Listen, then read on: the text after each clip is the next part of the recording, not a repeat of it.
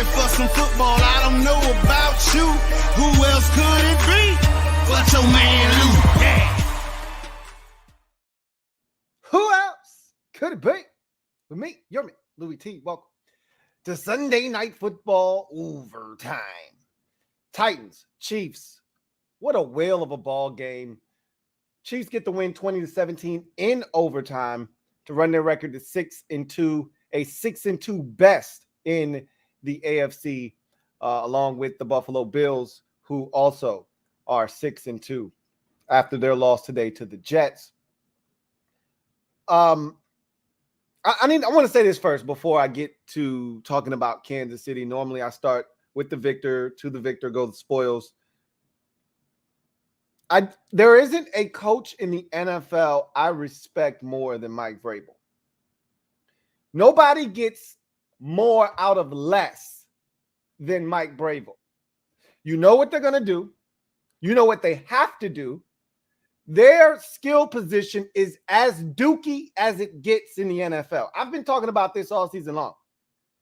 When they traded A.J. Brown, I thought they were done. I talked about them being a team that will regress this season. And if they played in a different division, that might have been the case. But because they play in the worst division in football, and I can't even say that because of what the NFC South has turned into, but their division stinks. And because their division is as bad as it is, it allows them to get away with what they've done offensively, which is a joke. They didn't have a receiver with a catch tonight. This is an every week thing. Their receivers are garbage. Hot trash. Their tight ends aren't much better. And yet they continue to win football games. You know what they're going to do. They're going to turn around and hand it to 22. Deuce is going to get a heavy workload. And they still find ways to get it done. Malik Willis started last week, completed 6 passes. He started again this week, completed 5 passes, and the Chiefs needed every second of regulation just to push this bad boy to OT. I can't say enough about the job that Mike Vrabel does week in and week out. I can't say enough about the job he's done since taking over as Titans head coach. I hated the trade of A.J. Brown because it took the one offensive weapon not named Derrick Henry away from this football team. They don't stand a chance. As good as they played tonight, they don't stand a chance. We already saw what they looked like against Buffalo earlier in the season. They don't stand a chance against the best of the best. When Kansas City's playing at their best, and they just know how to play the Chiefs. You heard early in the telecast that Andy Reid had struggled with this Titans team in the regular season. They got their asses whooped last year up in Tennessee when they were struggling. This same Titans team, if you recall the year that the Chiefs won the Super Bowl, this same Titans team had them 24-10 or something like that before they, scored a gajillion points unanswered and ran away and hid in that AFC Championship game. But they know how to play the Chiefs. Styles make fights. They don't want any parts of Buffalo. They don't want any parts of the Bills, but they know how to play Kansas City. Mike Vrabel is an effing beast. We'll come back to the Titans. Let's talk about the Chiefs. You know what? This wasn't pretty, but it was gritty, and most importantly, it was a dub. And you know what I like to see from Kansas City? Because I know Kansas City can score 40. I know they can do that. I know they can get in their bag, and if you want to get into a shootout with them, I know they can go bang, bang, bang, bang, bang, and they got an unlimited clip, and they can keep firing and squeezing the trigger, and you can't keep up. I know that. These are the types of games I need to see the Chiefs in. These are the ones I don't trust them in. When shit gets tough and it's not going their way, and Travis Kelce wants to start throwing hissy fits and slamming his helmet and kicking shit around. This is when I want to see. When Mahomes is under pressure and there's nowhere to go, they can't run the football, and it's not going the way that they want it to go on offense. And I want to see how they respond, because they didn't handle it well in the playoffs last year. That's how the Bengals came back and beat them 21-3. When they were up big at halftime and they were dominating the game. It got ugly, it got messy, and they couldn't handle it. These are the types of games I want to see them pull out. They lost to Buffalo earlier in the season in a game very similar to this. They beat the Chargers in a game very similar to this. Chargers made some mistakes in that game, but they beat the Chargers in a game very similar to this. Their all-world kicker missed 2 kicks in this game. I want to see them overcome adversity. It wasn't pretty. They were down 8. They had every opportunity to lose this ball game. Your kicker's missing kicks. You can't get open. They're getting pressure on Mahomes. You can't run the football. They found a way to get it done. Again, it wasn't pretty, but it was gritty, and most importantly, it was a dub. Defense stepped up. They gave up a bunch of yards to Derrick Henry early in the ball game. They buckled down. They knew they didn't have to really defend the pass, but I will tell you this, Malik Willis's wheels are legit.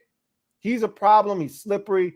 I didn't think the Titans did a good enough job of making him a runner tonight, using him in the read option game, making him someone the Chiefs had to be responsible for on every single snap. He wasn't going to beat them with his arm, and they had to know that. And the Chiefs figured that out very quickly. We don't have to worry about this kid throwing the football. Just don't let the stupid shit that happened on the very first play game happen anymore, and we should be fine. Where they throw a little slip screen to the tight end, and somehow we don't tackle him, and he breaks off a 48-yard gain. Let's not let that happen again. And they didn't. All right, let's eliminate that, and we should be just fine defending the pass against a team that can't find a receiver within 2 states to throw the football to, a 2-state radius to throw the football to.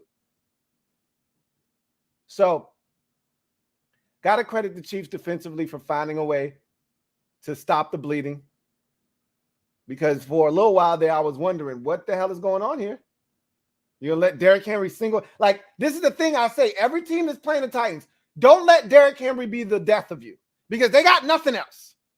There is not a single soul on that offense that should beat you except 22. Don't let it be him. Anybody else gets you, you tip your cap. Hey, you got me. Hands up. You got me. Wk9, you got me. Robert Woods, you got me. Jacob Hollister, you got me. Hands up. You got me. Here, put the cuffs on me. You got me. They got nothing. And you almost let Derrick Henry get you, but you found a way to turn that faucet off. And so, kudos to the defense for doing that. And eventually, you made enough plays. And it took Mahomes really using his legs is what it ultimately boiled down to. Because the coverage was so good down the field. The rush up front was marrying that of the coverage in the back end. And you got to love what the Titans are able to do defensively. It's just a smart group. That's all it is. It just boils down to they're well coached, which is, I go back to Mike Vrabel. That's a well-coached football team, just like the Chiefs are a well-coached football team. Don't always agree with their methods, but when you have the players like Mahomes and Kelsey, you can get away with some shit that other teams can't dream of getting away with. We would kill our head coach if he made some of the decisions that Andy Reid made, but we don't have Patrick Mahomes at quarterback. We don't have Travis Kelsey at tight end. You don't have Juju Smith-Schuster. You don't have some of the weapons that the Chiefs have, and they can get away with some of the things that they get away with. That's what happens when your players make your coach right. They had no business going for it on that 4th down and 1 in overtime. 0. Kick the goddamn field goal. You're talking about Malik Willis and the Tennessee Titans on the other side of the field. That ain't Josh Allen you about to give the football to thinking he might score a touchdown. It's Malik Willis. You have a better chance of losing the game by going for it on 4th and 1, not getting it, and Malik Willis handing it to Derrick Henry, him ripping off a 52-yard run, them running it 2 more times, kicking a 48-yard field goal, and you losing 20-17 than you do kicking the field goal, having Derrick Henry break off that same run and have them kick another field goal, tie the game up, and then you get another chance to win. The only way you're going to lose this game is if you didn't kick the field goal and it almost cost you. I don't agree with everything that the Chiefs do. But when you got Mahomes, you can get away with some shit. Because he usually makes you right. Because to me, that was way more aggressive than you needed to be. That was over-aggressiveness at its finest when you didn't need it. They hadn't seen the end zone since the second quarter of the game. And they weren't going to see the end zone. So I didn't understand the logic behind that. But, again, you find Juju Smith-Schuster on a whip route. He catches it, and he gets the first down. All's forgiven. You find yourself in the same fourth down on the next set of downs, and you kick the field goal. I don't understand. Help me. You're trying to end the game. I get all of that. Take the points.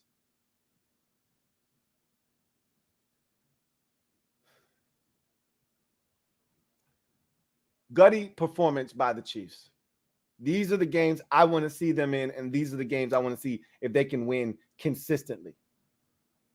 These are the types of teams that you're going to meet in the playoffs.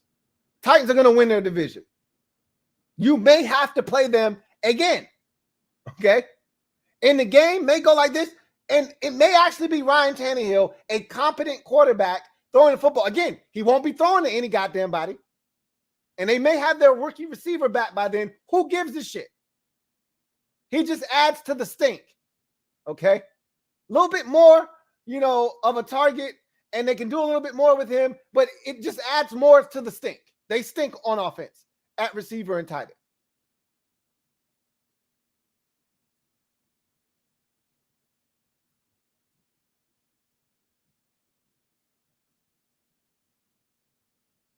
If the Chiefs are going to get back to the Super Bowl, if they're going to get back to the AFC Championship game for what would that be?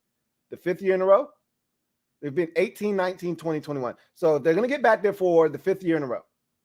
If they're going to continue to play the Brady/Patriots role of the AFC where they go every single year, essentially, they're going to have to win games like this. There'll be 2 or 3 more of these in the regular season. And on your way to the AFC Championship, there may be one or two of these. Don't know if you're going to get the number 1 overall seed or not in the conference. But the way the Bills are effing around, you may just get it again. And all roads through the AFC have to go through Arrowhead again. May happen. But in order to have that happen, you're going to have to win 2 or 3 more of these type of games. Can you do it? This was a test. You didn't pass by much. But in this league, it doesn't matter how much you pass by. You just either get a pass or a fail grade. That's it. You passed tonight. Big win for the Chiefs, 20-17. For the Titans, I said it before. I'll say it again. I don't know if there's if I had a vote, Mike Vrabel would get my vote for head coach of the year. What he's doing in Tennessee right now is ridiculous. And this is a well-coached defense. They're very disciplined. There are pieces on this defense that I absolutely adore. One of the guys I love, one of my favorite players in the entire draft was Roger McQuarrie out of Auburn. You see it on the field. This guy's a dog, right? They've got a bunch of these dudes that just play ball. This Kalua kid, like a bunch of dudes that are just well coached, and they go out and they do their job. They don't do anything else. They don't try to play hero ball. They just do their job. And they're littered all over this defense. You're 1/11th of what we have going on. You do your part, everybody else does theirs, and it'll all come together and it'll work. It's hard to defend the Chiefs, especially knowing what you know about what your offense is and isn't capable of. It's hard defending. But they don't ever stress. They don't ever push it. They don't ever try to go do too much. Just play one play at a time. It was fun to watch. And I know their division sucks and they're going to win it. And if they were playing in a better division, they would struggle a little bit more. But wherever you picked up the Titans and dropped them, they'd be competitive because of this simple philosophy. Do your job, which is what was instilled in Mike Vrabel from Bill Belichick. Do your job. And whatever we have to do this week to win, that's what we're going to do. I said it again. I said it before. I'll say it again. Last week, Malik Willis had 6 passing completions, 10 attempts. One of the 10 attempts was an interception. They won the football game in a game that the score doesn't even reflect how dominant they were against the Houston Texans. And Derrick Henry ran for over 200 yards again against the Houston Texans. The Texans knew what was coming. They had an even bigger advantage knowing that there was no Ryan Tannehill, and he still ran for 200 yards. Again, no receivers, no tight ends, no threats at the skill positions, and Derrick Henry guts you. There aren't many teams in the league that look you right in your face and say, hey, this is what you get in a day. This is some 1980s shit that the Titans are doing. Vrabel, half the time, I don't even know if he's even in the headset. You know, he looks like he can still go in and play. He's got his hands on his knees. He's kind of just looking around. He don't really even need the headset, to be honest with you. I guess he just wants to be in on what's going on with the coordinators and what's being said. But he really don't need to be with a headset on. Because what they're doing offensively, that shit is gross. He's just coaching a ball club. Pressing the right buttons, putting his team in a position to have an opportunity. They got to do better than the shit that they're putting on the field, though. Malik Willis is interesting. Like, this is bad. This was bad. Last week was bad. It's not a great look. But early in the game, though, when he was playing with confidence, because his confidence, you could see it waned as the game wore on and he became less and less effective. You can see he started to lose a little bit of confidence. But when he had confidence early in this game, when he threw that deep ball, like the end of his confidence, the peak of his confidence was that throw to Chris Conley down the sideline. That shit was beautiful. He was in his bag at that point. He had a play where he rolled out to his right. I'm thinking he's throwing this shit away. He eludes the rush, outflanks the defender with contain, and just flicks it. And I'm thinking, oh, he's throwing the shit away. And he throws it to a tight end. I'm like, what? Come again? And so he started to get right. He could start to get in his bag a bit. They're doing read option. He's using his legs. He's fast as shit. Faster than I gave him credit for. Very slippery, too. They were having a tough time getting him down on the ground. Like, you could see the makings of what Justin Fields is now doing in the NFL. Took Justin Fields a very long time. Similar skill set around Justin Fields, right? That's why they traded for Chase Claypool. Even though they have Darnell Mooney, which the Titans don't have anything even remotely close to Darnell Mooney. But I bitched and complained about the lack of weapons that they surrounded Fields with. It's 10 times worse in Tennessee. So the young man didn't have a chance. Speaking of Malik Willis, he didn't have a chance. He was set up for failure. Like, Tannehill is used to dealing with this shit. Malik Willis, this is not going to help him at all. But he was in his bag early in the game. And that throw to Conley, like I said, that was the peak of him really having confidence. And then Conley drops the football.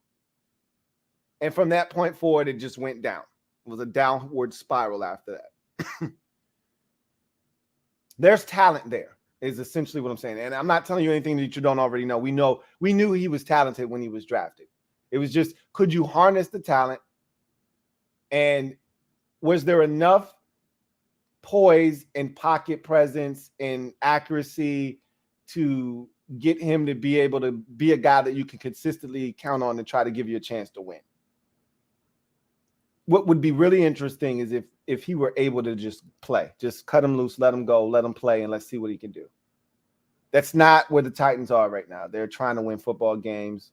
He's not the best player for them at that particular position to give them a chance to win week in and week out. And so as soon as Tannehill's ready, and it'll probably be more likely than not next week, he'll be back in the lineup. And that's the right decision. But if they just let him play and he continued to gain confidence, and again, I would almost hope that wouldn't be the case. You just put Tannehill back because they don't have any talent. I'd hate to see him be put in that position. But just like Justin Fields, you use your legs enough, that starts to build confidence within yourself, and then the passing starts to come along. And we're seeing that with Justin Fields. They're scoring points every week now. They're not winning because the defense isn't getting enough stops, but they're scoring points. Why? Because Justin Fields' legs are legit. And you keep running, and you start to create doubt within the defense. Now you got to account for your legs. Now shit starts to come wide ass open. Now you're throwing the open targets that weren't open before. I think you could see that with Malik Willis if he got a chance to play. But again, that's not where the Titans are. That's not the season that they're in right now. They're not looking to groom a young quarterback. And honestly, I would like to see him get more weapons out there at his disposal before you throw that young fella to the wolves. I didn't think he was bad early in this game. I thought he got worse as the game progressed because there just isn't a lot out there. But he fought 2 weeks in a row. Didn't have to do much, but he fought his ass off. I didn't expect this game to be nearly as close as it ended up being with him at quarterback. Chiefs moved it down the field on that first possession. I'm thinking, yeah, they about to run these boys. And that defense stood up and forced the field goal. And I'm thinking, interesting. They get the little 48-yard catch and run on the very first play, and then they go backwards, and he eludes a sack, and they have to punt. And I'm thinking, yeah, they're not going to score very many points tonight. Then they reel off 2 straight touchdown drives. And Malik Willis was a part of that. His legs, even his arm to a lesser degree, was a part of that. Both of those drives. Interesting. Now the Chiefs are on the ropes. I think it was 9-0 after a missed extra point. And then they ran off 2 touchdowns, and it's 14-9. And I'm thinking, oh, really? Interesting. Hey, they're going to get this field goal before the half, are the Chiefs. Get the football in the second half, score a couple times, and run away. The Titans are probably done scoring for the night. They didn't get that field goal before halftime. They didn't do anything else. As a matter of fact, the Titans added a field goal, and they were up 8. Chiefs missed the field goal. And I'm thinking, are they really about to lose this game to the Titans with Malik Willis at quarterback? Is he going to win his second straight start? Are you kidding me right now? He didn't get it done. But I'm telling you, man, Mike Vrabel, he's something else. He's something else. All right. Let's get to the comment section, see what you guys got to say about this game and anything else under the sun. I think this is the first one up.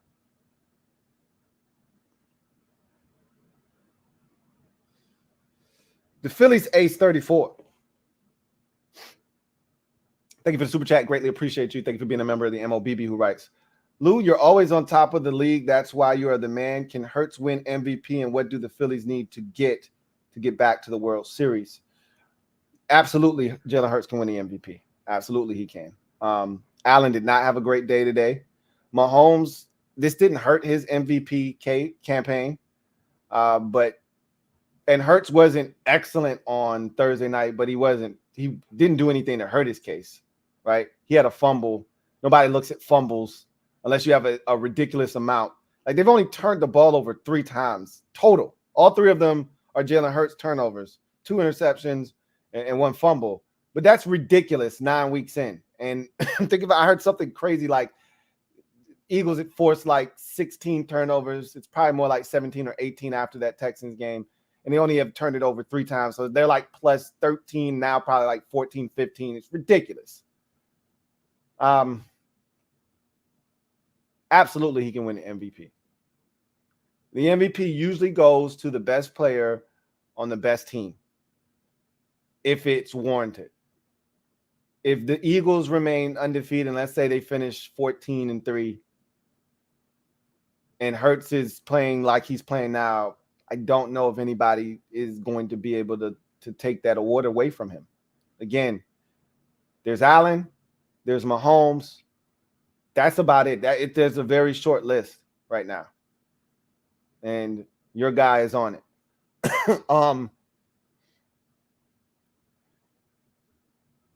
The Phillies are going to be interesting because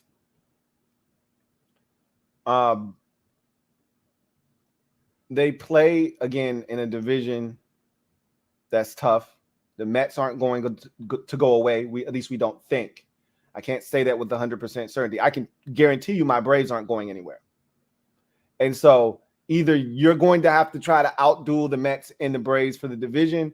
If you don't, you already see how tough of a road it is to make the playoffs. Now, the MLB has made it a lot easier with the the third wild card rather. But how they play that series, but still, it's tough, but it's doable. But as you can see, it's not easy getting back to the World Series every single year. Astros have been there a bunch in the AL. Dodgers have been there several times, but it's not easy. And y'all got hot. This was y'all opportunity. Y'all blew it. Honestly, I'm gonna keep it a buck with you. This was your opportunity because I don't trust y'all to do what you did this year again next year. A lot of things went right for you. Kyle Schwarber tearing the cover off the baseball. Bryce Harper been in and out of the lineup. He got hot at the right time of the year. Your pitching was really good, but it wasn't great. We'll see. What do you need to do is you need to try to retain a lot of the stuff that you have and add a few more pieces to it. That's how you build. But it's going to be tough. I'm not going to lie to you. It's not easy. Commando, thank you for the super chat. Greatly appreciate you. Thank you for being a member, of the MOBB. Who writes, tank for draft positioning, new owners / coaches. There's no such thing in the NFL as tanking. This the wrong sport. Havoc 6927. Thank you for the super chat. Greatly appreciate you. Writes, a Titans win to me considering they started Willis. Again, they didn't have any choice with Tannehill's ankle just not being stable enough for them to put him out there. I can tell you that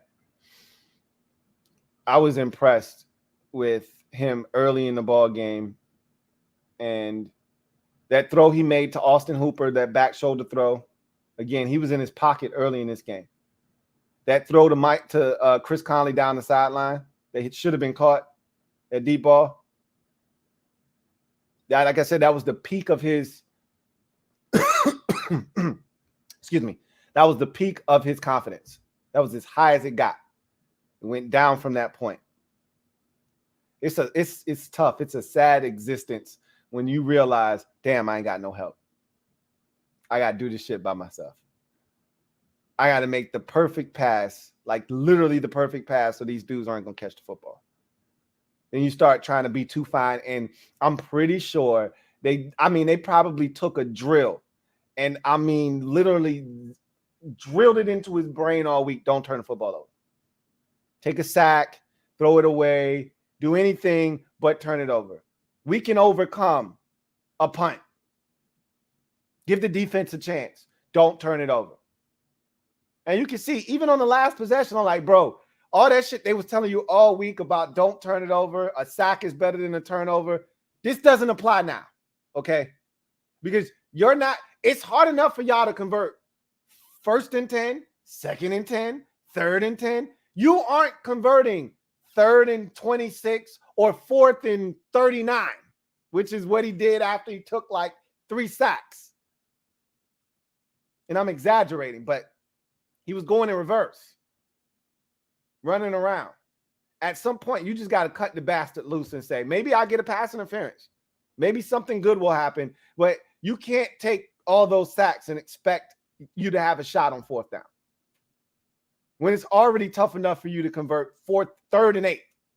Something as simple as a regular 3rd and 8 that a team with an actual receiver that you can actually throw the football to and catch it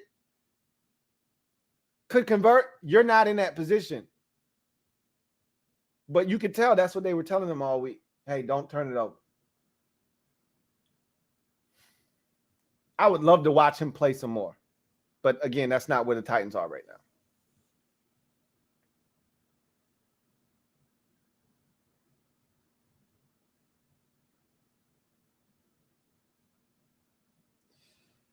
Craig Smith, the flight deck.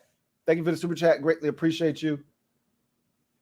Who writes, saw some of that Arrowhead BS tonight, Lou. 3 out of 4 plays, the refs swallowed their whistles on that last KC scoring drive in regulation. Nasty work. And then how about the 2-point conversion where they made sure that the Chiefs got every opportunity they needed to get that 2-point conversion?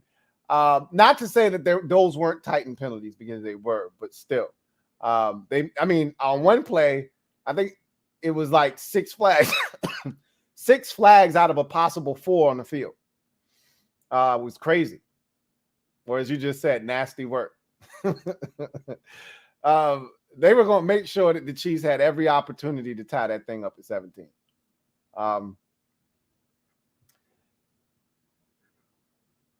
The Titans had their opportunities.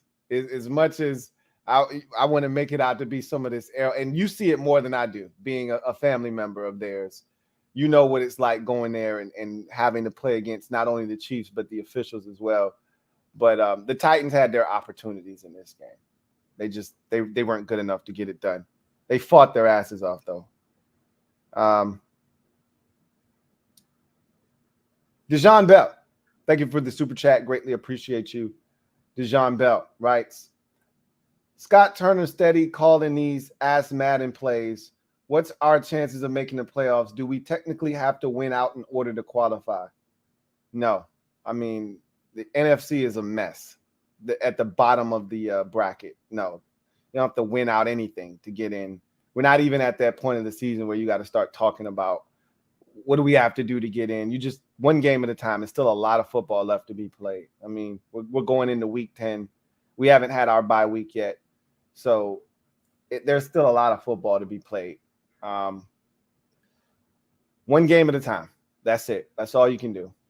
One game at a time. Sean Blake, thank you for the super chat. Greatly appreciate you. Sean Blake writes, reported Bezos, Jay-Z making a $6 to $7 billion offer in January to buy the commodes. Problem is that won't be enough time to clean house, new GM, new coach. It'd be plenty of time if they wanted to go about it that way. The thing is that new ownership, the last thing that they're going to be thinking about when they come in here is, that kind of stuff. The first thing you need to do is secure the team, and then you get settled in, you get comfy, and then you start worrying about that kind of stuff. But by the time all of that stuff takes place, and I don't know how these things work and how long they take, felt like the Broncos transaction took forever. You get into the offseason, it's February. At that point, you really need to be focusing in on getting prepared for the combine, all of the extracurricular games and the all-star games and things of that nature. You really need to be honed in on starting to get ready for free agency. There's a lot that goes into that. I don't know if you're in a position as a first-time NFL owner to come in and start making a whole bunch of moves to kind of shake it up.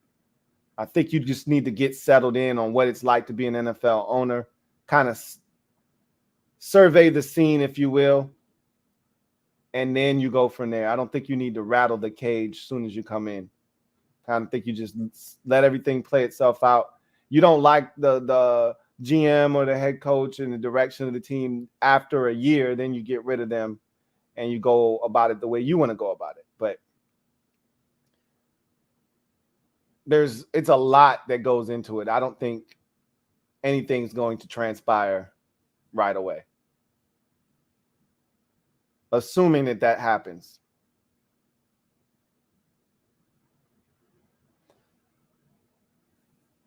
The Phillies Ace 34. Thank you for the super chat. Greatly appreciate you.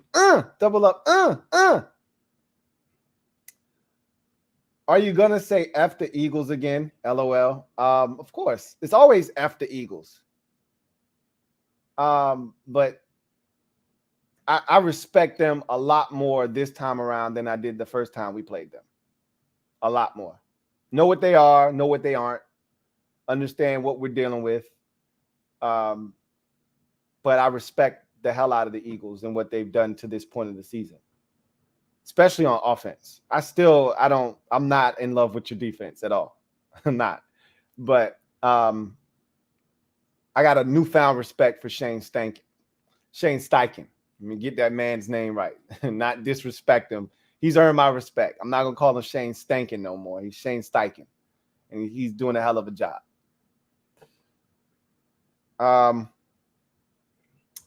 DJ23, thank you for the super chat. Greatly appreciate you. DJ23 writes, what's up, Lou? What's up, DJ? I'm disappointed. This loss hurts. I'm tired of Scott's inept play calling in situations. It's 4th and 1. Just run the ball with your fullback. Stop making things difficult. Again, he wants to operate as if he's got Patrick Mahomes at quarterback. You have Taylor Heineke or you've got Carson Wentz. Just turn around and hand the football off. For me, why waste your time doing that? Just quarterback sneaking. What are we doing? Why are we making this hard? Brady made a living doing this for years. If it's not broke, don't fix it. If it's not like a long, like legit, this is a yard. Quarterback sneak it. What are we doing? Why do we have to reinvent the wheel? Everybody wants to be cute now. The cute thing is 4th and 1. We're gonna get in shotgun and we're gonna throw it, or we're gonna get under center and we're gonna run a bootleg, or we're gonna run a sprint out. That's the cute thing to do now. Nobody wants to just do the easy thing. I watch Brady quarterback sneak the ball every year, 10 to 15 times. And if he did it 15 times, he converted 14 of them. If he did it 10 times, he converted 9 or 10 of them. Every year in New England. Nobody ever stopped it.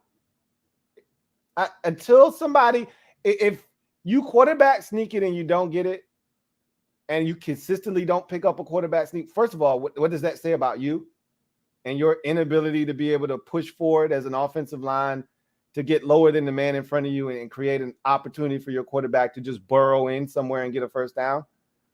But if you can't get a quarterback sneak, then okay. All right, we're 1 of 4 on quarterback sneaks. 3rd and 4th and 1 or less. We're just not a good sneak team. Okay, got you. Let's try something else. Fullback dive, one of your staple run plays, whatever you got. Let's try that then. The high percentage play is to not throw it. Throwing it is tough. There are a lot of variables.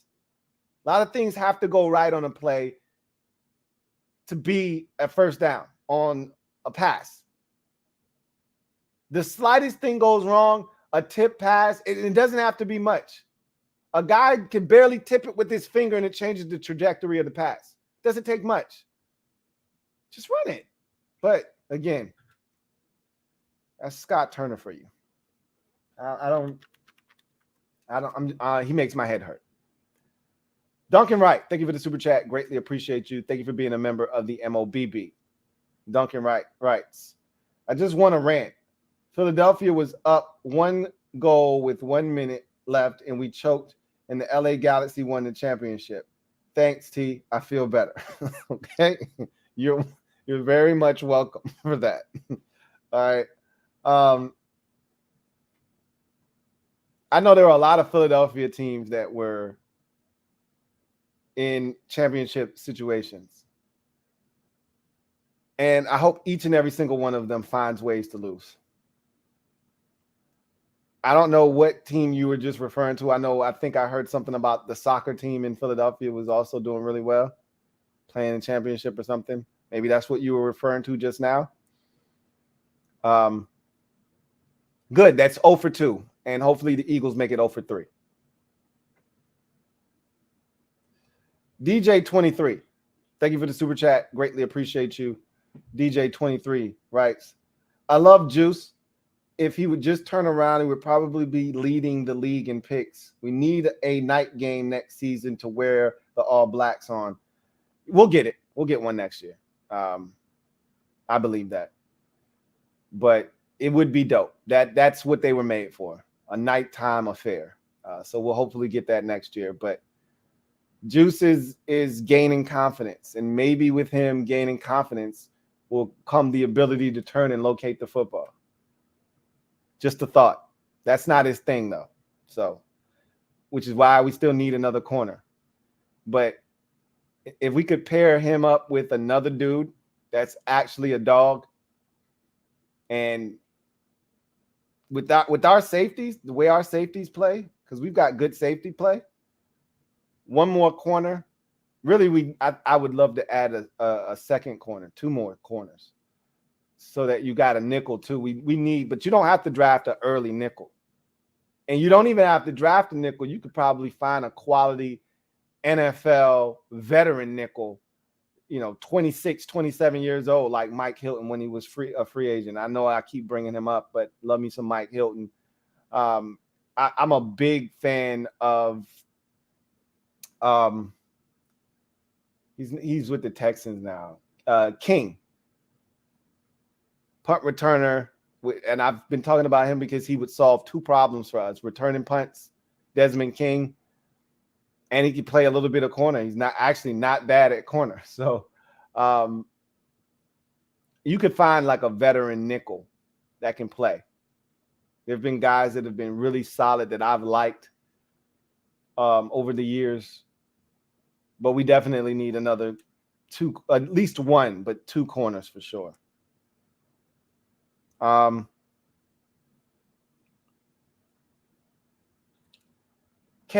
Tick, thank you for the super chat. Greatly appreciate you. K80 Tick, thank you for being a member of the MOBB writes. Joe Mixon, LOL. Well, he had 5 touchdowns today. I'm not a fantasy dude, but I'm pretty sure if you had Joe Mixon on your squad, he single-handedly took out the ops today. But again, I'm no fantasy dude, so don't get me to talking about stuff I know nothing about. Anyway, I digress.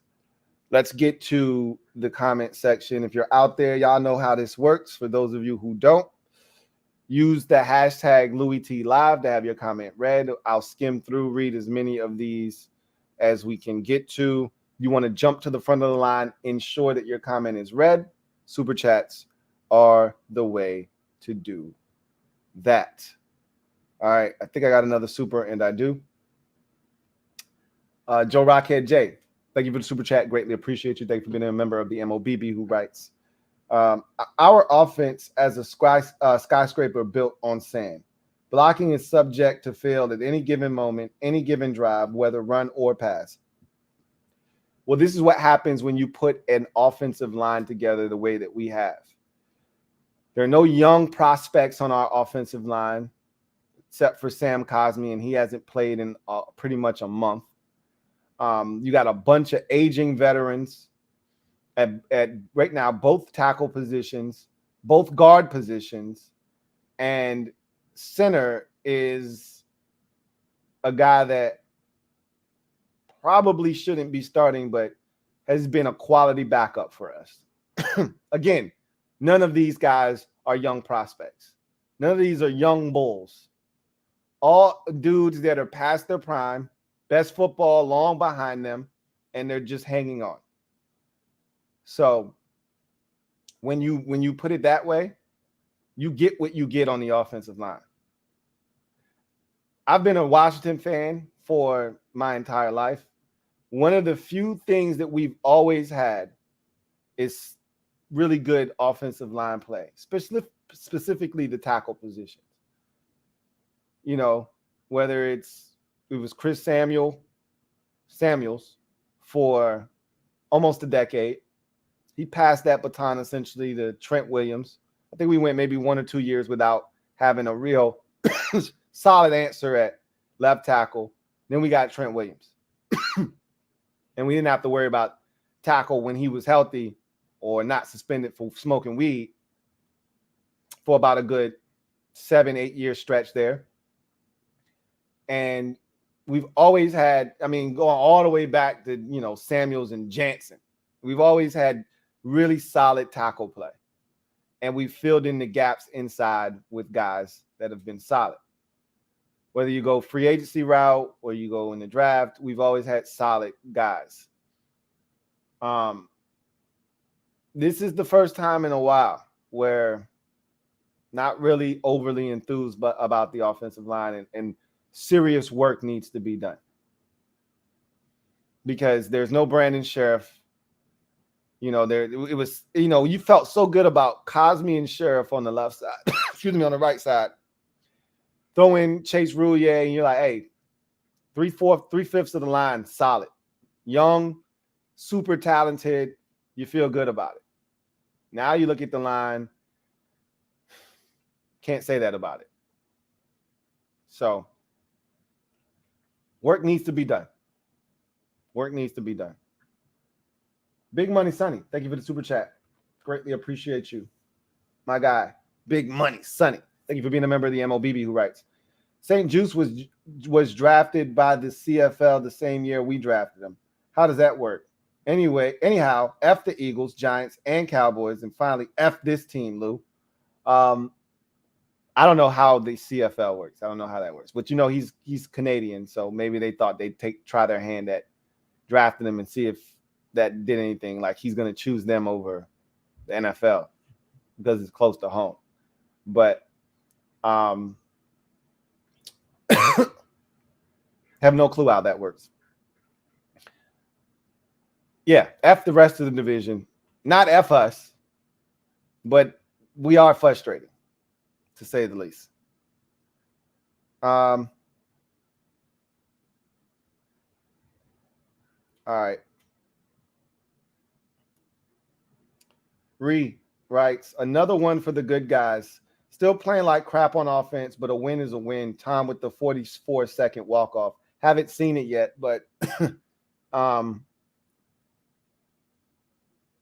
I heard it was one of those classic Tom comebacks. Got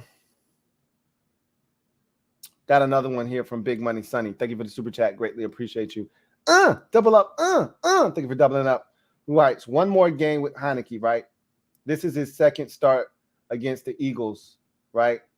This will be his second start, correct? Because he didn't start the first one against them last year. He started the second one, and then he started this one. He didn't start the first one against them this year, but he started the second one. So, yes.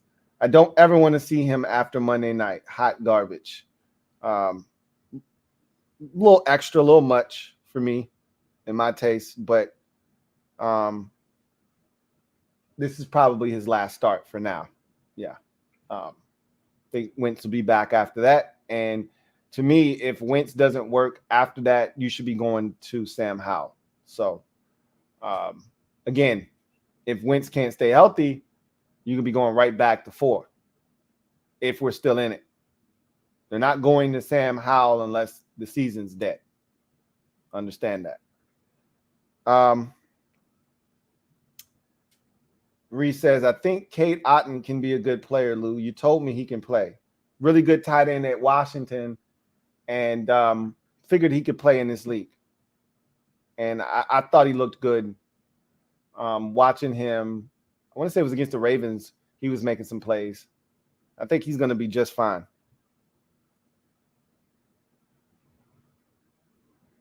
Let's see. Gregory Lightbody says, I know it's hard to imagine any owner being as bad as Snyder, but do you think Bezos? I can't say. I don't know Bezos. I don't know his football acumen. I just know him as a businessman. He's a hell of a businessman. But Dan Snyder, he's a hell of a salesman. I don't know if Snyder's a hell of a businessman. But he's a hell of a salesman. And he did a hell of a salesman's job multiple times to get guys to come here and be the head coach that I didn't think would want anything to do with this organization. So you could be really good at one thing, doesn't make you good at something else. You could be a great businessman, doesn't mean you're going to be a great NFL owner. So and look, I want it. And I told you, he could be terrible. He could be even worse than Snyder. But I need to see it because the grass can't get any worse than what it is right now. At least that's how we feel.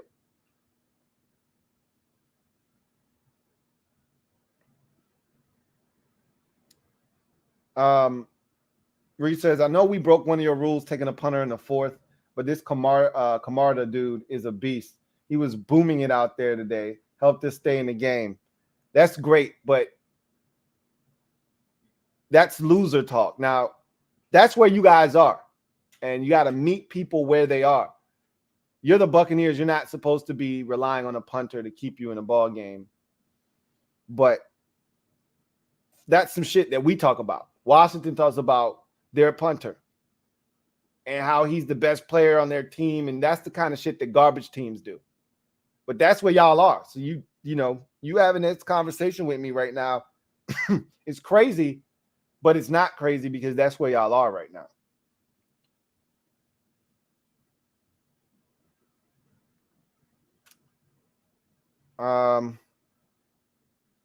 K80 Tick, thank you for the super chat. Greatly appreciate you. Double up. Thank you for doubling up. Who writes, can we please get Amani Rodgers the ball more? Damn. I mean, I've been screaming that since week 1 when he caught the tight end screen. I'm like, shit, we got to get him to rock more.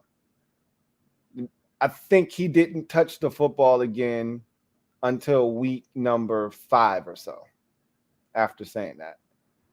I could be wrong. But this is what bothers me because good teams find ways to get guys involved that they want to get involved. How many touches did Terry have in the game? How many targets did Terry have in the game? I can't imagine any more than 6 targets for Terry in the game, maybe 7.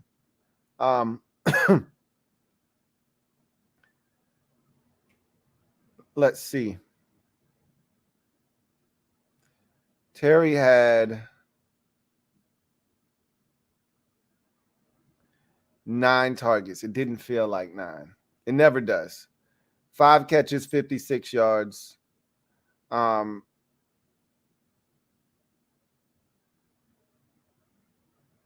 This is just me personally. Amani Rodgers didn't have a single target in this game. I don't want to live in a world where John Bates has 2 targets and Amani Rodgers has 0. I don't want to live in that world. I don't feel safe in that world. Because nothing makes sense in a world where Amani Rodgers has no targets and John Bates has 2.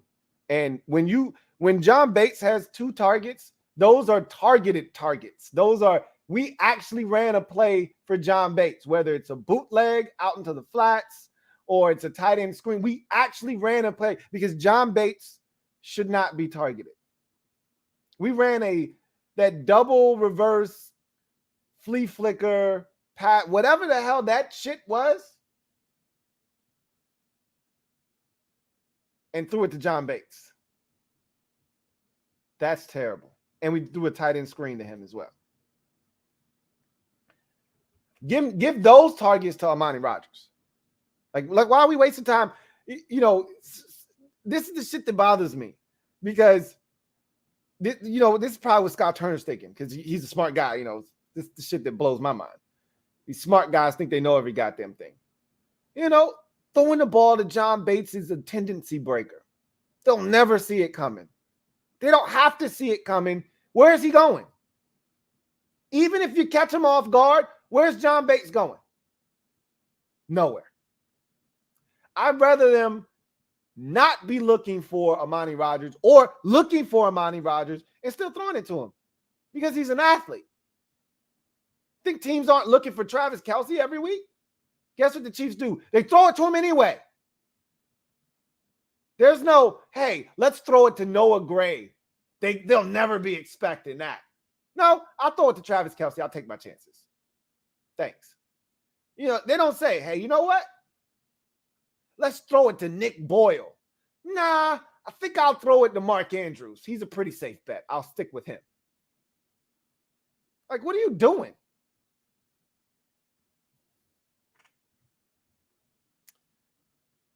Big Money Sonny, thank you for the super chat. Greatly appreciate you. My guy, Big Money Sonny writes. So apparently Vikings fans showed up. Joe Rockhead was rocking the Mike Jones to and from the stadium. Did the fans not know to wear black today? I already made mention of that. I think our fan base is a little slow. I think we are a little slow. And, you know, our organization probably didn't do the best job of communicating to them. Hey, show up in black. They just said, hey, we're wearing black. You know what would be cool is if you guys wore black too. Like, no, don't just mention it. Tell them. Demand that they wear black. You know what the Giants head coach did early in the season on a Monday night against the Cowboys? He wrote a letter to every season ticket holder imploring them to wear white. We're trying to wear white out. We're trying to have a white out in the crowd. Everybody wear white. We need you guys on Monday night against the Cowboys. We're going to have on our 1980s Giants throwbacks, all white. We're going to be clean, and we want you guys to help us make it a tough environment. And so everybody wore white. It's not hard. But again, our organization sucks. So I don't think that information was communicated well to the fan base. Not that they might follow directions anyway, but I don't think they actually knew. I'm going to give them the benefit of the doubt and say that they didn't know. Because I was looking around the stadium with the pan shots, and I'm like, damn, I see every color but black. I see white jerseys. I see burgundy jerseys. I didn't see any black anywhere.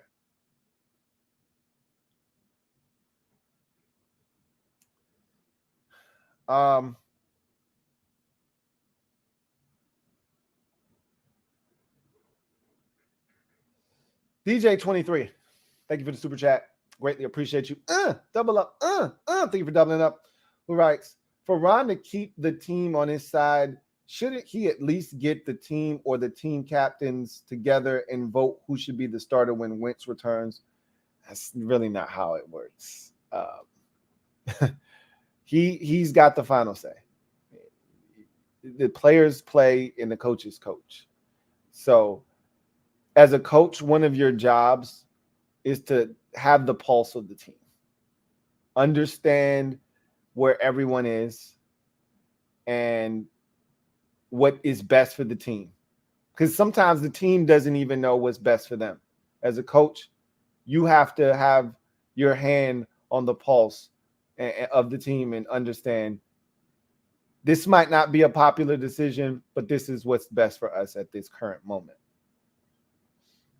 And again, anything can happen within the next week because Heineke, I said it already, if Heineke goes out, plays the game of his life, and we beat the Eagles, he's 3-1 this season. And the one loss, you were up 10 with 10 minutes left in the fourth quarter. He didn't play well down the stretch of that game, but you're 3-1 with him in the lineup. You easily could have been 4-0. And you just knocked off an undefeated Eagles team. How do you take him out? Easy, you take him out. But is that the best thing for the team? Is that the right decision? Don't know. We'll see. The likelihood is you go to Philadelphia, you lose. Heineke goes 2-2. You reinsert Carson Wentz, and you see where that goes, and you keep it pushing. There's no voting. There's no, like, this isn't Little League. We don't care about how little Johnny feels about whether he's starting at quarterback or not, or how the rest of the team perceives that. Whoever the coach says is starting, they got to roll with it. Everybody's got their own job to do and thing to worry about. So, no, they don't have to do that. Big Money Sonny, thank you for the super chat. Greatly appreciate you. All right. I'm okay with Rob getting the starting snaps, but get rid of the damn shotgun runs already. They are trash, and they are just as bad as the fake screens. The problem is that's Scott Turner's philosophy, so it's not going anywhere. That's his run game. I remembered when Jay Gruden was here, and Jay Gruden's favorite run play was duo. And old man Callahan couldn't stand duo. Couldn't stand that form of running the football. Didn't believe in it. And it didn't really fit his blocking scheme. It clashed with what he wanted to coach the offensive line. And so it was a mess. That's why the run game never looked like it was worth a damn when Jay Gruden was here, because they could never marry that up with the passing, and the play action fake. And our run game has always been a mess since the Shanahans left. It's just been a joke. We can't run the ball worth a damn. Haven't been able to since the Shanahans left us. Since Alfred Morris was running for $1 and some change. I think Alfred Morris is the last dude to comfortably run for a G. Antonio Gibson ran for a G last year, but, he barely got over it. And remember, that was 17 games in a season. And he didn't miss any games last year. So I think the last running back to comfortably get over a G was Alfred Morris. Our run game has been a joke for the better part of 7 years since the Shanahans left. I think what their last year was 2013, right?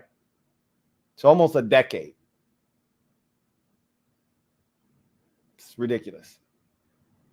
The one thing in this league that never goes out of style is being able to run the football. It's cute to throw it, and you see more of that going on, but the shit that never goes out of style is just turning around and handing the bitch off and picking up 4.5 yards. That never goes out of style. And that's the shit that we haven't been able to do. And you couple that with the fact that you don't have a quarterback, you haven't had anything that remotely resembles consistency at the most important position. You better be able to turn it around and hand the bitch off, and we can't. So you don't have a quarterback, you don't have a semblance of a run game. Well, damn, how are you functioning on offense? Great question. We're still trying to figure that out.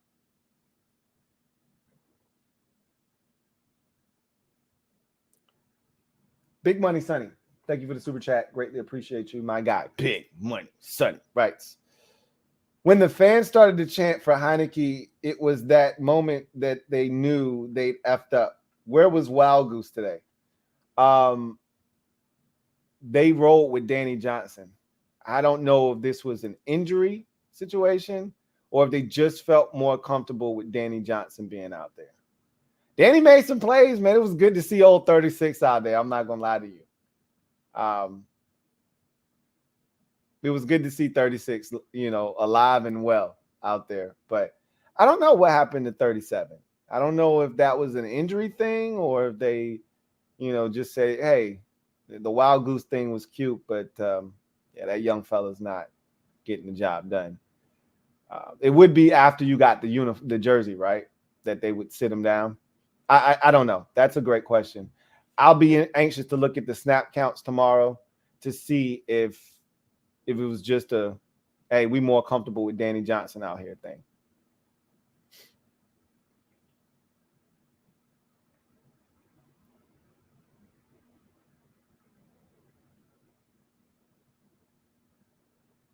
Big Money Sonny, thank you for the super chat. Greatly appreciate you. My guy, Big Money Sonny writes, how are you going to have a Tampa fan, a mod up here? Well, you got to remember, I'm an NFL guy. I'm not. A lot of y'all Washington fans forget that I'm an NFL guy. I'm not just a Washington fan. I get some Washington fans that don't know any better. They think that I'm like a Lord Brunson where I just do Washington content. Like, nah, I'm way more diverse than that. So you're like, I don't care nothing about none of these other teams. Why are you talking about them? Have you just gotten to my channel? Have you not been paying attention? Clearly you have not. Anyway,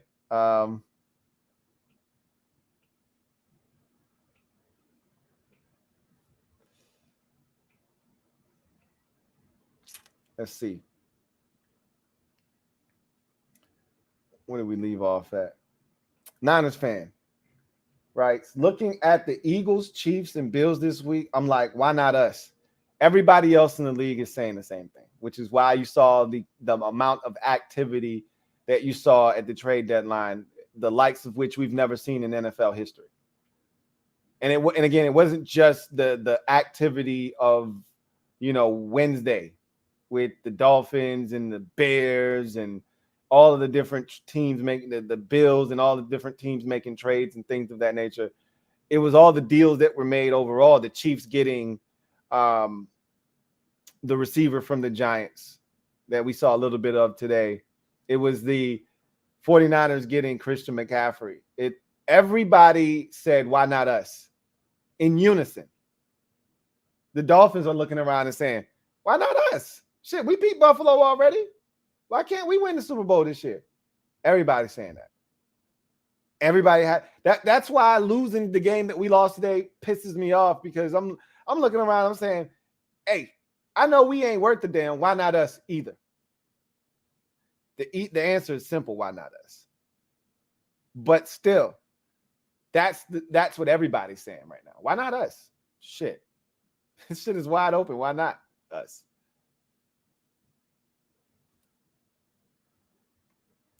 Metaphor writes, amazing. Refs do everything possible to allow Kansas City to get their 2-point conversion. I thought about that earlier. Penalties to hand out, but if it's us and it's just let the field goal be good, and Ridgeway didn't hit the center, give us a chance. Ridgeway lit the center up though. Like, you can't be mad at the officials for throwing a flag when you committed an infraction. We can sit here and joke about the amount of flags that hit the turf when the Chiefs were trying to go for 2 to tie the game up, but there were infractions. Now, if it's ticky-tack and you're like, come on, bro, really? You threw the flag for that? That's one thing. But our guy literally was over the guard, turned down contact on the guard to go and blow up the one guy you can't hit. You can't do it.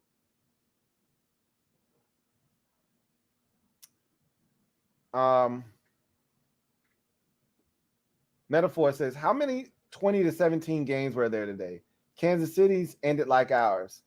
Hey, he said, first they get their touchdown to tie, then win it on a field goal. There were a lot of 20-17s. Buffalo and the Jets, I think, were 20-17, if I'm not mistaken. Our game was 20-17. I think the Chargers and Falcons were 20-17.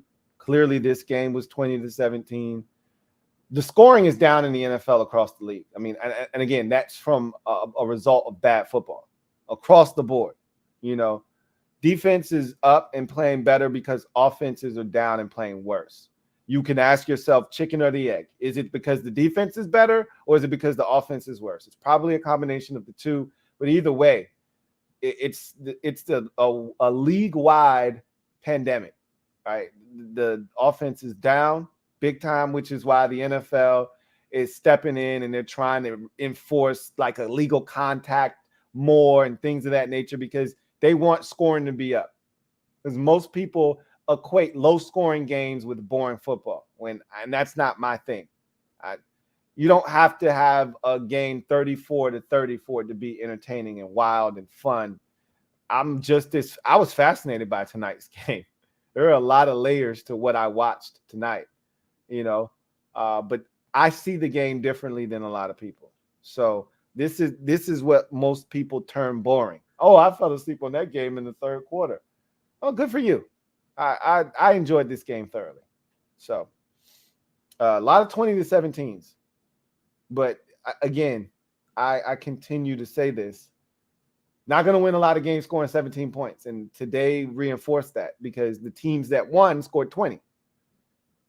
Going to have to score more than 17 points.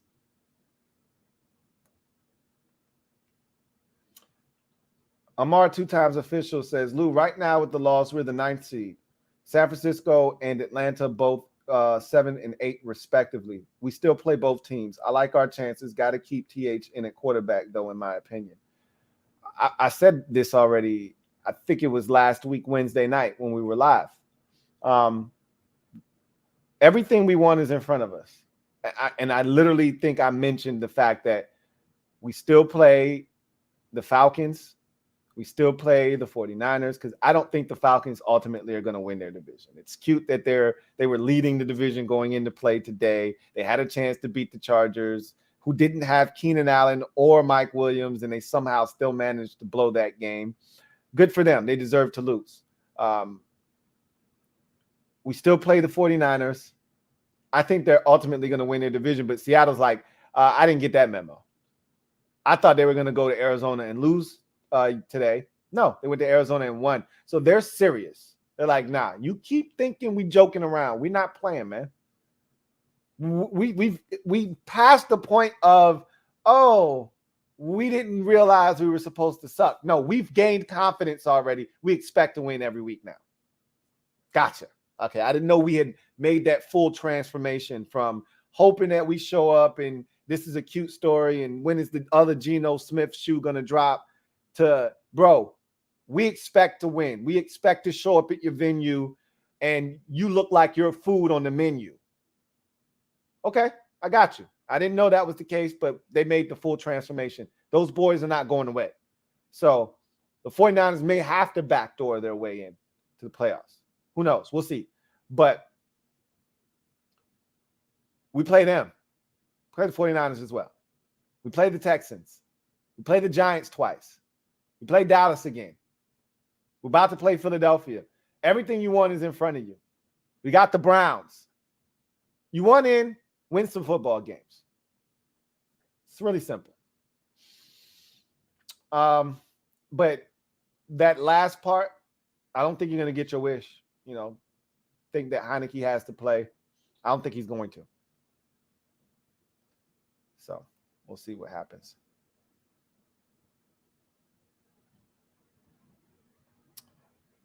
Got a super chat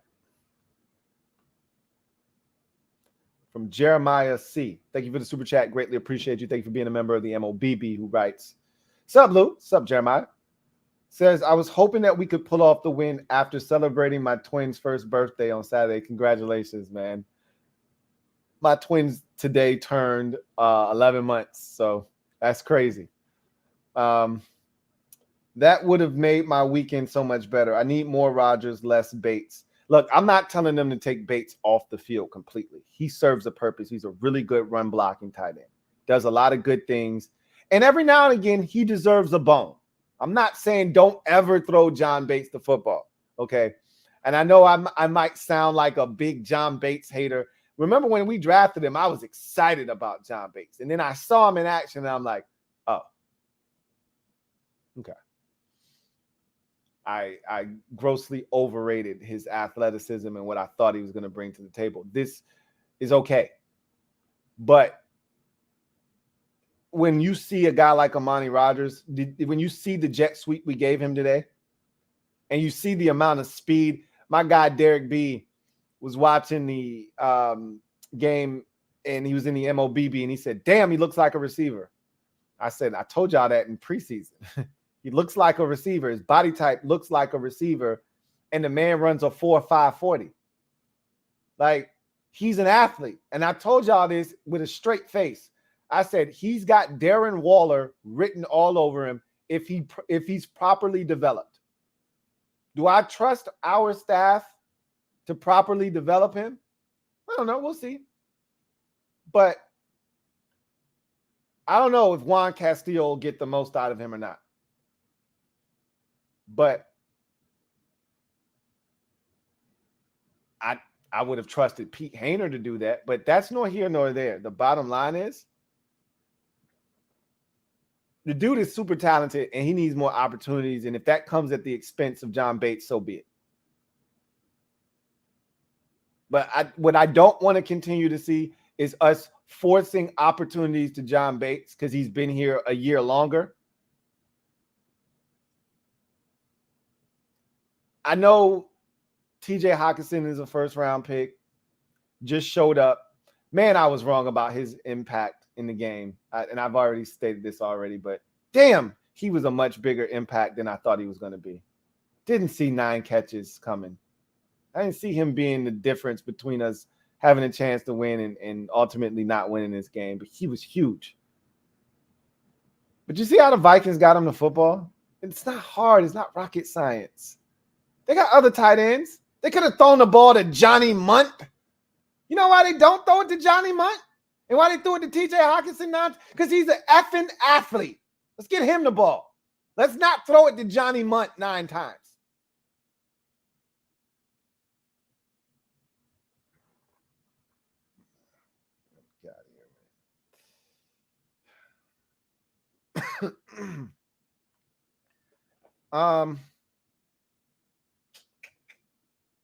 Red Wings is where we left off at.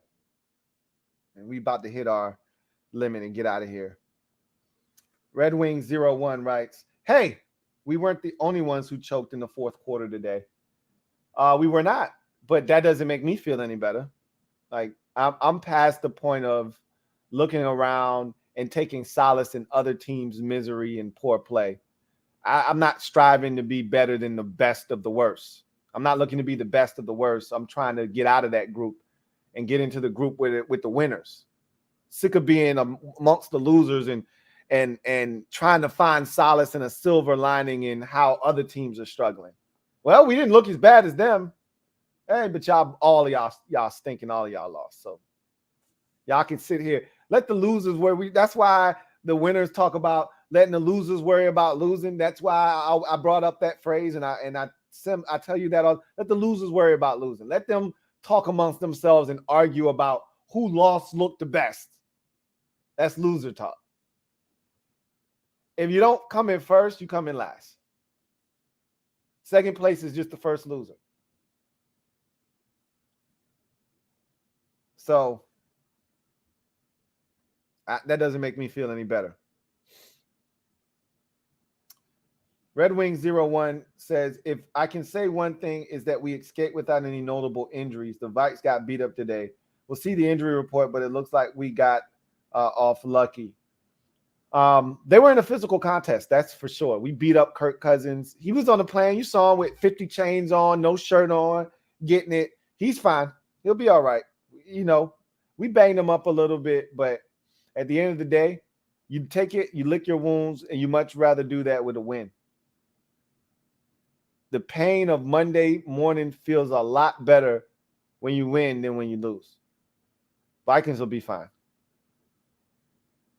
Us on the other hand, we will not, because we lost. So I don't know if we came out of the game any worse for the wear. We feel like that every week. I don't remember anybody getting carted off or the game having to stop with one of our guys on the ground. And then we get to Wednesday's practice and 2-3 dudes that you had no idea hurt themselves. That's what happened to Cole Holcomb 2 weeks ago. We had no clue that he got injured. when we beat the Packers. Was it the Packers? He didn't play against the Packers or the Colts. We didn't know he hurt himself when we played the Bears. So that's how these things work. So we'll see. Did he play against? I think he did play against the Packers. I think he missed the Colts game and then he missed the game today. So we didn't know he hurt himself after the Packers game, rather. But here we were, hoping that he was okay. So we'll see. You never know.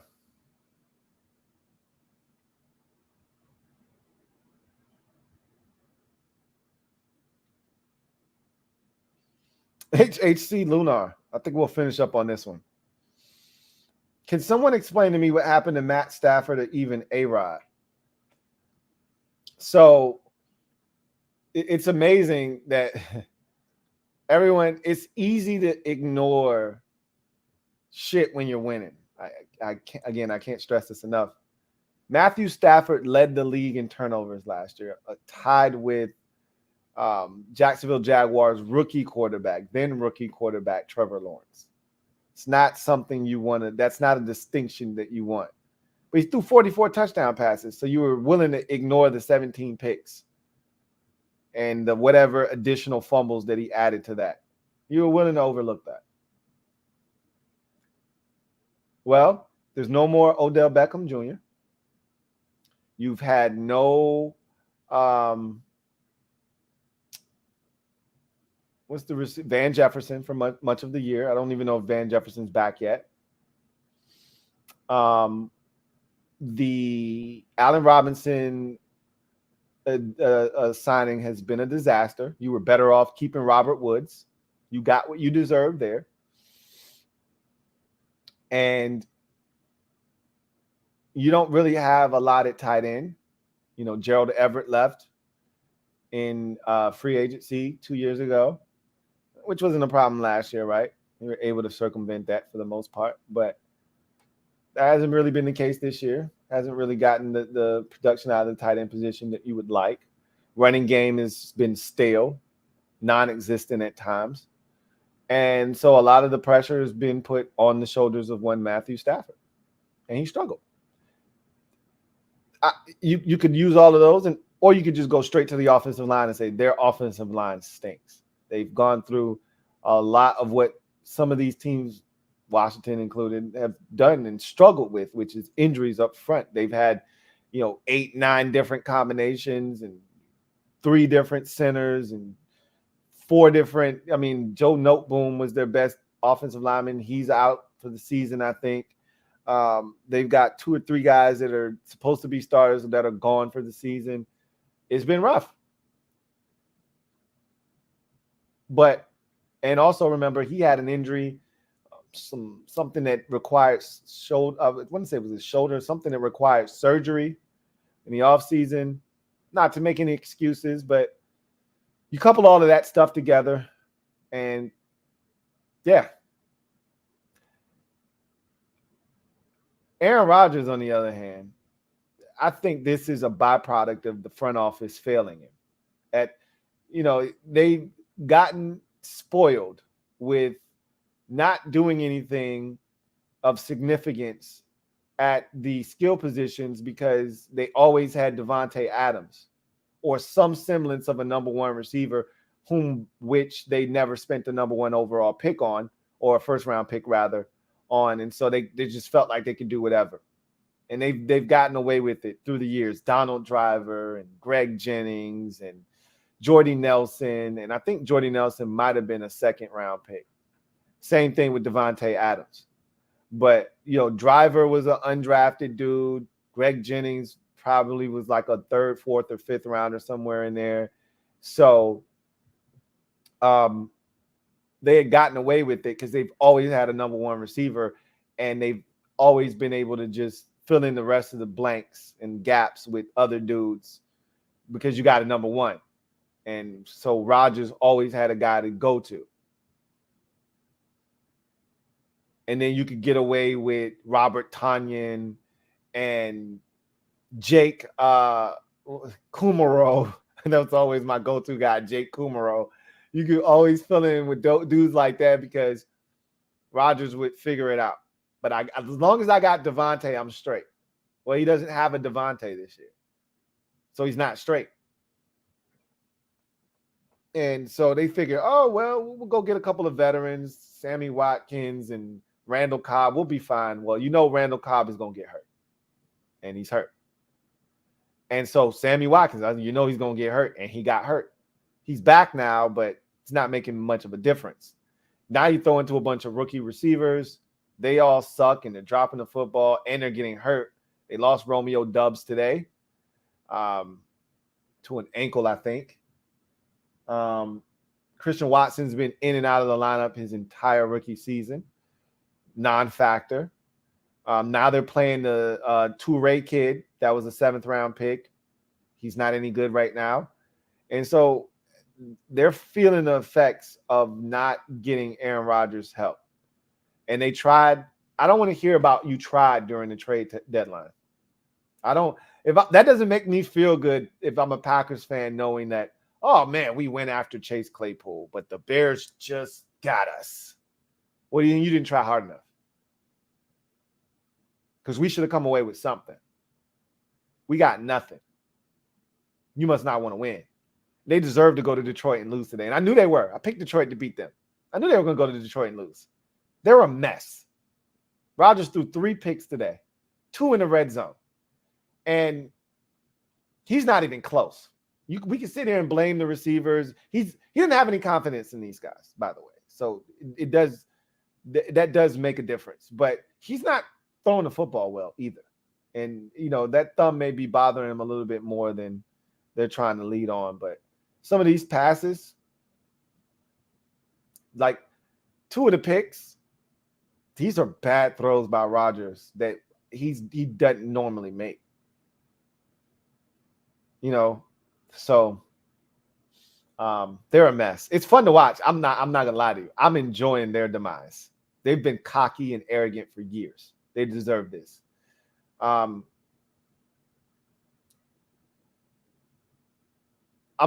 interested to see what's going on with the Rams and how they're gonna handle it, because Sean McVay's never lost. He doesn't the man hadn't lost 2 games in a row in his career, maybe but once or twice. I don't know if he's ever had a 3-game losing streak. Now it's 4. And it's funny because, my barber is a Rams fan, and he just keeps waiting for them to win because he's like, hey, we don't do 3-game losing streaks. Man, we don't lose 4 in a row. And I'm like, well, you're about to now. And they did. So I want to see how he handles it, because I don't think he does well with losing. Remember how he was having hissy fits with Jared Goff, and that's like they said toward the end of that whole situation, he couldn't stand Jared Goff. Couldn't even bear to look at him. He wanted him gone so bad. I wonder if it's going to get to a point where he's struggling so bad that he's becoming unhinged. I don't know.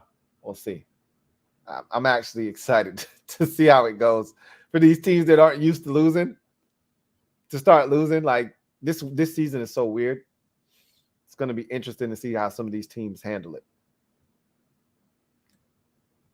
I'll never count out a team with Aaron Rodgers at quarterback. Same with Brady at quarterback. Stafford isn't in that same level, so they could actually just suck. But anyway, I digress. Got a super here, and then we'll get out of here. I think this is the last one. Oh, we actually got another one. JP, thank you for the super chat. Greatly appreciate you. My guy John Perez writes, how about my boys from LSU beating Bama? That was a fun game. It was a fun Saturday, actually. That game was really good. The Georgia-Tennessee game wasn't as good, but super predictable. I saw that coming. But I wanted to see how Hendon Hooker handled a little bit of that pressure. It wasn't the best weather day. But I wanted to see, because he was the Heisman front runner going into that game. And he's already had his Heisman moment, so he's still in that mix. But that was a big egg that he laid along with the rest of his team on Saturday against Georgia. But they're not dead yet. We'll see what happens. Bama is officially dead this year. Same can be said for Clemson. Both of those teams are out of the playoffs. They will not be making it this season. So there will be some new blood in there. How much? We'll see. Obviously, Ohio State and Michigan, that game on the day after Thanksgiving, or is it Saturday? The Saturday after Thanksgiving is going to determine which one of them will be going to the playoffs more likely than not. So we'll get some clarity here shortly. That was a big win by LSU. I can't stand Brian Kelly, but that was a good win. And that was a gutsy call to go for 2. I was thinking in my head, bro, you probably should just go for 2 right now. Don't wait. Anyway.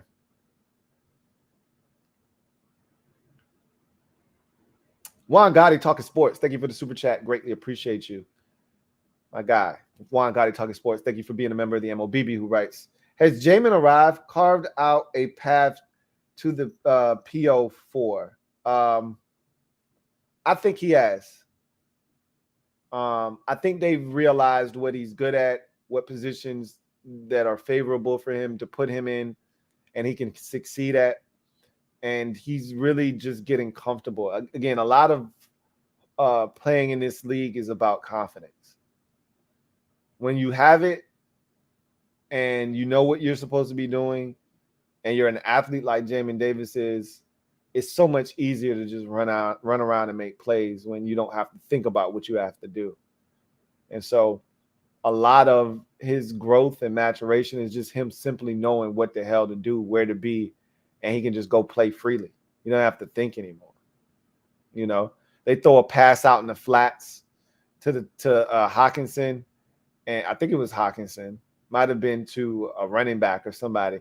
And Kendall Fuller was trying to get out there, and Jamin was like, man, watch out. Move. I got it. You too damn slow. And he just went in. I want to say it was Hawkinson. He just went and threw his ass down on the ground. Like, he's just playing at a different speed than a lot of people on the field right now. So yeah, he's fun to watch.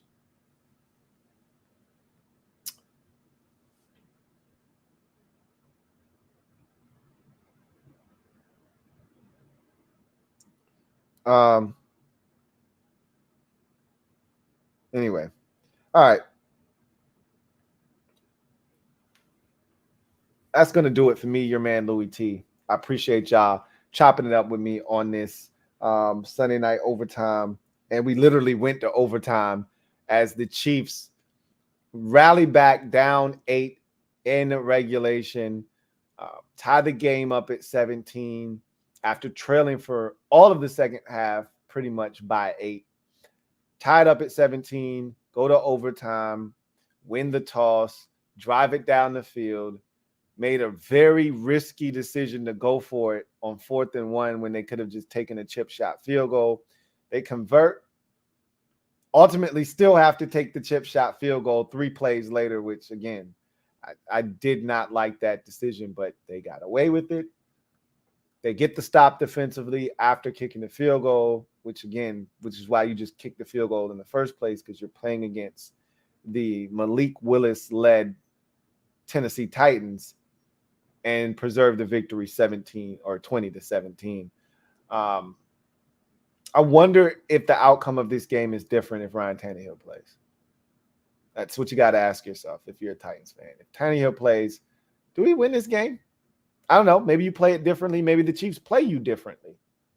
But we'll never know. But these two teams could meet again. I'm just saying these Titans know how to play these Chiefs. There's certain teams in the league that just know how to play Kansas City. The Titans are one of them. If I'm the Chiefs, I don't want to see these guys again. I don't want to see them again. Chiefs are now 6-2, tied atop the AFC conference, the entire conference, rather, at 6-2 with the Buffalo Bills. Bills are effing up. I told them you got one job to do. If you serious about winning the chip, you serious about hoisting a Lombardi, better get home field advantage. Here they are, effing around, losing to the Jets. You ain't serious. You don't want it. If you don't want it, the Chiefs will take it. They love home field advantage. Don't always take advantage of it, but they love it. Titans lose. They're 5-3, but who's stopping them from winning the AFC South? Nobody. So they're going to be just fine. Valiant effort. Mike Vrabel has my vote for Coach of the Year, man. The shit he's doing is unreal. I'll just leave it at that. Anyway, you guys get out of here. Enjoy the rest of your evening. Look forward to chopping it up with you tomorrow. If you're a Washington fan, we'll have CNN tomorrow.